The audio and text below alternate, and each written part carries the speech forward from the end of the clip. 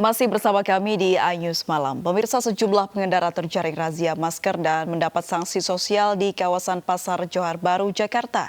Sementara di kawasan Pasar Rawasari, pemilik warung kelontong menolak diamankan saat terjaring razia.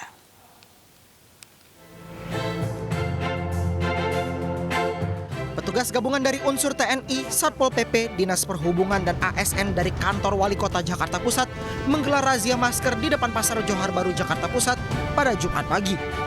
Belasan orang baik pengendara maupun pejalan kaki yang kedapatan tidak menggunakan masker terjaring razia dan mendapat sanksi sosial dengan menyapu di area pasar. Namun ada pelanggar yang beralasan masker yang dimilikinya kotor dan memilih sanksi sosial karena tidak memiliki uang untuk membayar denda. Bang, tadi habis nebang pohon bang, tinggalan maskernya kotor, kan kotor tuh maskernya saya tinggal jadinya gitu. Nah. Terus abang lebih memilih sanksi bersih-bersih nih? Iya bang, soalnya nggak ada duit juga. Iya. Bapak keluar rumah wajib menggunakan masker. Ayo keluar rumah sendiri. Keluar rumah pakai masker aja. Keluar masker gue. Di kawasan Pasar Rawasari, Cempaka Putih, Jakarta Pusat, Jumat siang, pemilik warung kelontong menolak diamankan saat terjaring razia. Tidak hanya terlibat adu mulut, pemilik warung ini bahkan nekat menantang petugas. Dirinya berdalih hanya menjaga warung sehingga tidak berdekatan dengan orang lain yang bisa terpapar COVID-19.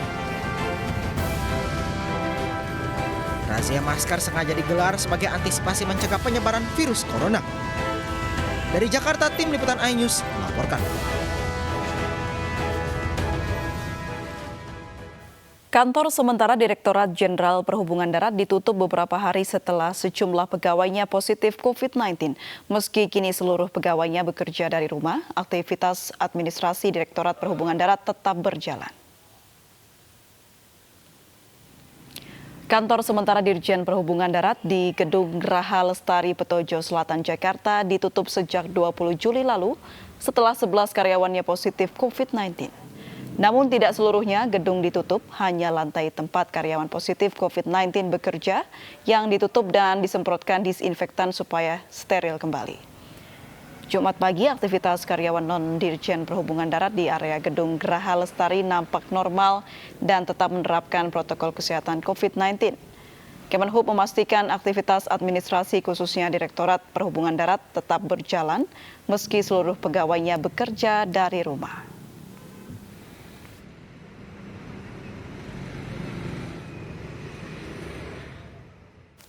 Pemirsa, Gubernur Anies Baswedan menegaskan tidak akan mengurangi jumlah tes COVID-19 di ibu kota meski angka rata-rata angka positif di Jakarta terus meningkat di atas 5%. Pihaknya juga menemukan penularan COVID-19 kerap terjadi di perkantoran dan kerumunan massa karena banyak orang yang terkonfirmasi COVID-19 tetapi tanpa gejala atau asimptomatik. Sejumlah wilayah di Jakarta pun masuk zona merah karena tingginya kasus konfirmasi COVID-19. Bukan menurunkan grafiknya, tapi kita ingin senyatanya menghentikan penularan di lapangan. Karena itu bila Jakarta hanya dinilai dari satu parameter saja, yaitu penambahan kasus positif tanpa melihat kasus yang lain, lalu dianggap bahwa Jakarta kasusnya tambah, bagi kami itu bukan masalah. Karena kami tidak akan menutup-nutupi jumlah kasus, dan kami tidak akan mengurangi jumlah tes, melambatkan jumlah tes, hanya sekedar untuk memberikan kesan angkanya turun. Karena kita ingin menemukan lebih banyak mereka yang selama ini berada di luar, berkegiatan, padahal sudah menjadi carrier. Jadi, sangat banyak yang kita temukan di lapangan itu positif tapi asimptomatik, tidak punya gejala apapun. Nah, kalau mereka terus berkegiatan, risikonya pada siapa? Pada keluarganya, pada tetangganya, pada koleganya. Dari temuan kita dengan melakukan testing seperti ini, aktivitas di perkantoran dan aktivitas di komunitas warga ini menjadi salah satu tempat yang paling rawan penyebaran.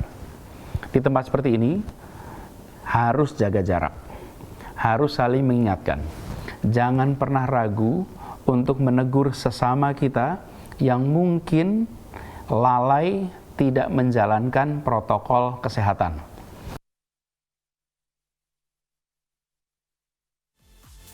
Dan persebaran COVID-19 terbanyak di Kelurahan Pademangan Barat.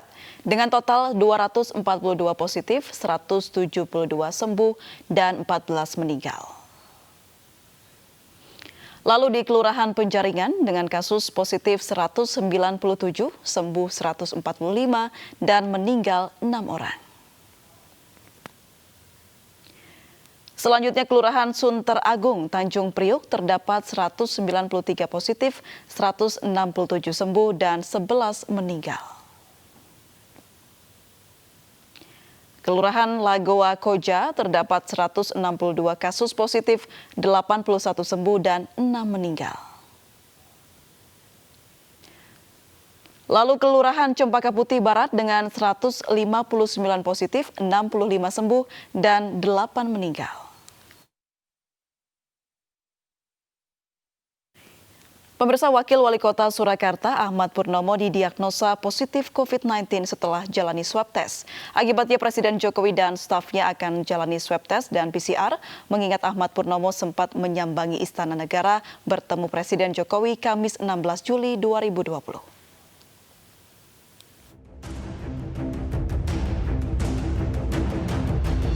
Wakil Wali Kota Solo, Ahmad Purnomo harus menjalani isolasi mandiri di kediamannya di Solo, Jawa Tengah. Pasalnya, Purnomo didiagnosa positif COVID-19 setelah menjalani swab test. Saat dihubungi awak media via telepon, Purnomo menyatakan bahwa dirinya merasa sehat dan tidak mengalami keluhan sama sekali. Wah, coba tanya kepala dinas saja. Oh, ngaten. Saya kan 2 kali. Nggih. Yang pertama negatif, yang kedua kok katanya tendensi positif lah, saya tidak berani cerita. Ini hasilnya saya tunggu kok. Saya merasa sehat sekali, Pak. Oh, tapi berarti nggak ada keluhan sama sekali nggih, Pak? Nggak ada keluhan sama sekali, tidak tahu ini. Lanjut malah. Sementara itu, Wali Kota Solo FX Rudi Hadiatmo mengatakan akan menelusuri orang yang pernah kontak erat dengan Purnomo yang diketahui memiliki riwayat perjalanan dari Jakarta. Mulai hari ini beliau karantina mandiri, isolasi mandiri, dan tidak mau diganggu. Nah, nanti besok kita swab dulu, saya semua di swab dulu, hasilnya nanti seperti apa.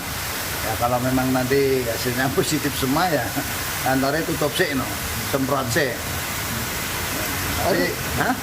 Informasi awalnya seperti apa, Pak? Terpaparnya? Ya swab pertama masih menurut kuning, masih belum jelas. Swab kedua positif itu. Usai mendapatkan informasi Wakil Wali Kota Solo Ahmad Purnomo positif corona, Presiden Joko Widodo dan stafnya dijadwalkan akan menjalani swab test dan PCR. Pasalnya Purnomo sempat menyambangi Istana Negara untuk bertemu Presiden 16 Juli lalu. Solo positif yang sebelumnya memang bertemu dengan Bapak Presiden. Yang pertama perlu kami tegaskan di sini, setiap pejabat, menteri ataupun masyarakat yang akan bertemu dengan Bapak Presiden itu kami lakukan protokol kesehatannya sangat ketat. Yang pertama adalah dilakukan rapid test, yang kedua tentunya kita mau menggunakan masker, yang ketiga adalah selalu menjaga jarak. Purnomo bertemu dengan Presiden sebelum DPP PDI Perjuangan mengumumkan pencalonan Gibran Raka Buming Raka dalam pemilihan Wali Kota Solo. Tim iNews melaporkan. Presiden Joko Widodo kembali membagikan bantuan modal kerja ke sejumlah pedagang kecil di Istana Bogor, Jawa Barat. Bantuan itu untuk menyehatkan usaha pedagang kecil yang terkena dampak ekonomi karena pandemi COVID-19.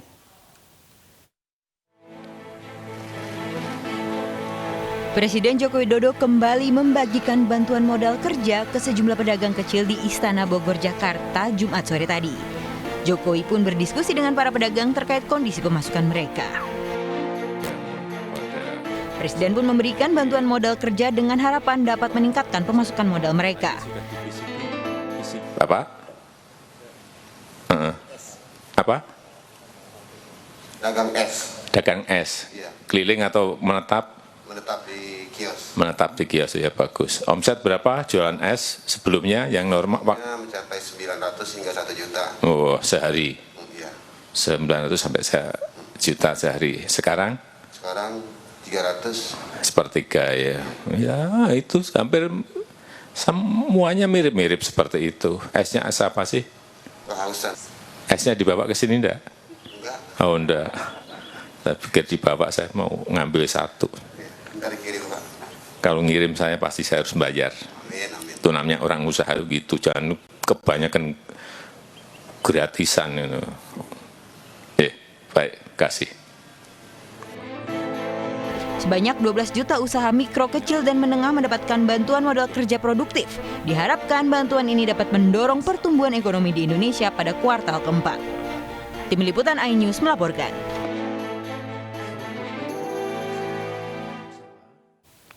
Baik, pemirsa, berikut adalah jumlah kenaikan konfirmasi COVID-19 tanah air beserta angka kesembuhan dan meninggal hari ini.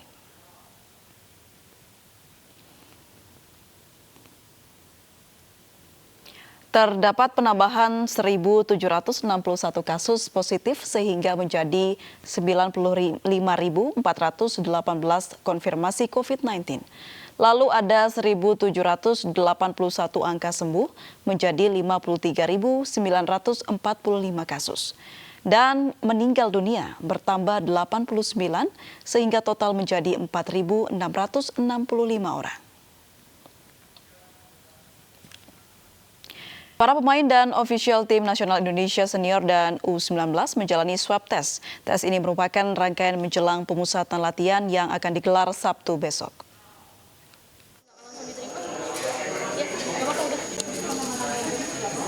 Para pemain dan ofisial tim nasional senior dan U19 menjalani swab test jelang pemusatan latihan. Swab test ini merupakan bagian dari protokol kesehatan untuk memastikan seluruh anggota timnas Indonesia terbebas dari COVID-19. Sebelumnya, seluruh pemain dan ofisial juga telah melaksanakan rapid test.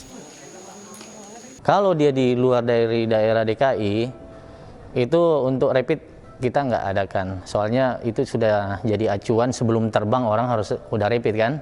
Berarti yang dari luar tuh udah rapidnya udah pasti. Nah kita yang jadi ini yang dari DKI atau sekitarnya yang nggak lewat jalur udara.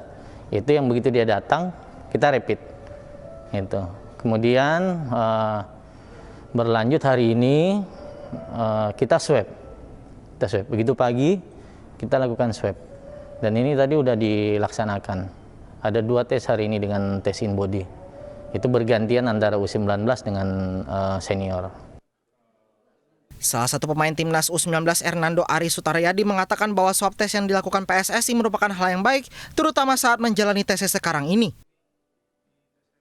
Ya, TCK ini harus, pokoknya setiap mau kemana-mana harus pakai masker dan harus cuci tangan.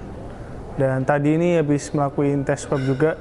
Kemarin juga yang dari anak-anak Jakarta kan belum tes rapid juga, dari sini di tes rapid lagi. Pada pemusatan latihan kali ini, pelatih tim nasional Indonesia Shin Tae-yong memanggil 29 pemain senior dan 46 pemain U19. Pemusatan latihan ini rencananya akan berlangsung hingga 8 Agustus mendatang. Ya, informasi tadi menutup jumpa kita dalam iNews Malam. Akhirnya saya Aprilia Putri dan kerabat kerja yang bertugas undur diri. Jangan lupa selalu jaga kesehatan, gunakan masker dan sering cuci tangan. Terima kasih, sampai jumpa.